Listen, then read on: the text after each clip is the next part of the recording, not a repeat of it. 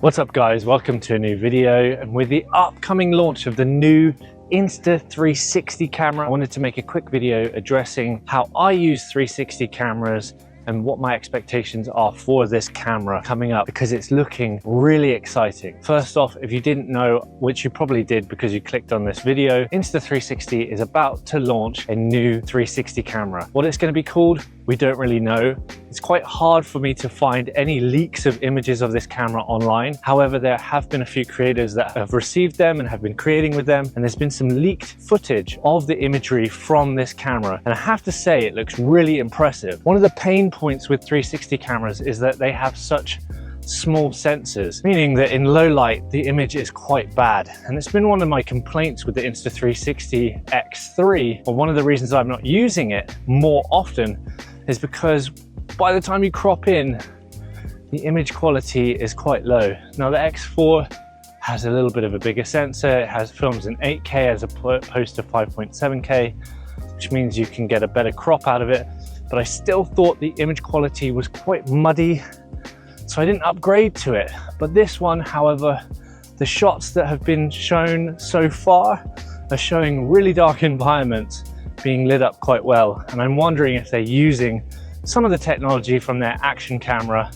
their Pro action camera that they've released recently. What a beautiful day here in the Outer Banks. Not much of a wave though. And here is the main reason you would want to use a 360 camera, or one of the things that's great about a 360 camera is the fact that you are able to see what I'm seeing and see me, whilst I only have to get one shot, and you can reveal the entire environment.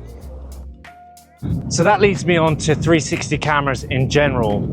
I think if you look at the footage that comes from these, or the promo videos that come from these, just like GoPro, the camera looks like the most incredible camera ever, and the only camera you'll ever need to get cool shots.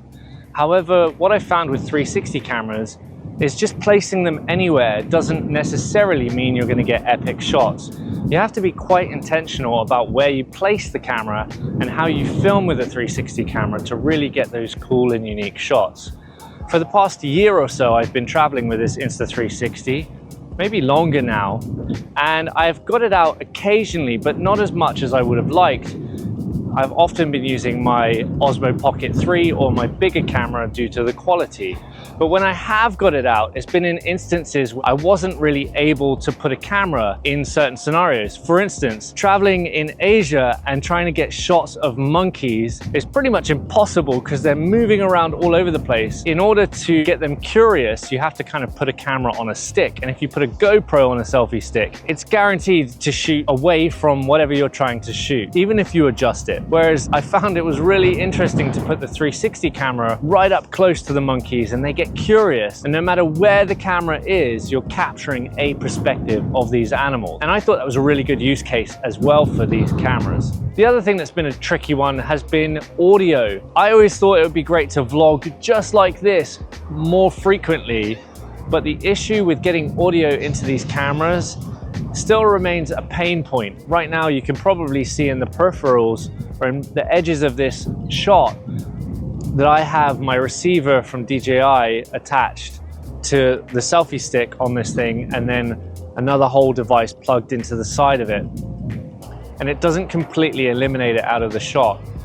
You can use Bluetooth headphones on these things apparently, but I've always found the pairing to be really tricky, and it uses the AirPods Pro, and I just don't think they sound great, and it's probably not going to be enough to do some proper vlogging with. So I'm hoping that this new camera has some sort of microphone integration or something to give you better audio quality, so you could vlog in this sort of scenario. In the past, I've also walked through the markets of Asia, and I wanted to create, well, I actually did create a little channel where I would do walkthroughs with 360 cameras to give you a full perspective. However, like I mentioned earlier, some of that low light capability really ruined the video. You weren't able to see the full depth of what I was able to experience in some of these markets with the 360 camera. So hopefully this new one is going to fix that as well. This past summer, I went on a bike trip and I attached the 360 camera to the handlebars of my touring bike. And I got some really interesting perspectives there. I found it was a really good tool to be able to capture everything there as well. But one thing happened whilst I was riding through some cornfields, and that was the mount that my 360 camera was attached to snapped whilst I was going through a cornfield with a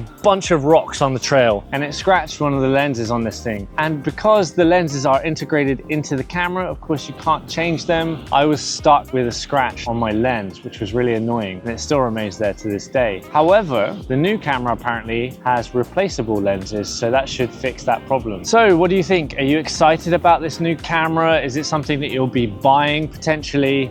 Do you have any more insights? Have you seen anything else? I would love to know in the comments down below what you think. If you like this video, please subscribe, stay tuned for more videos, and I'll see you guys in the next one.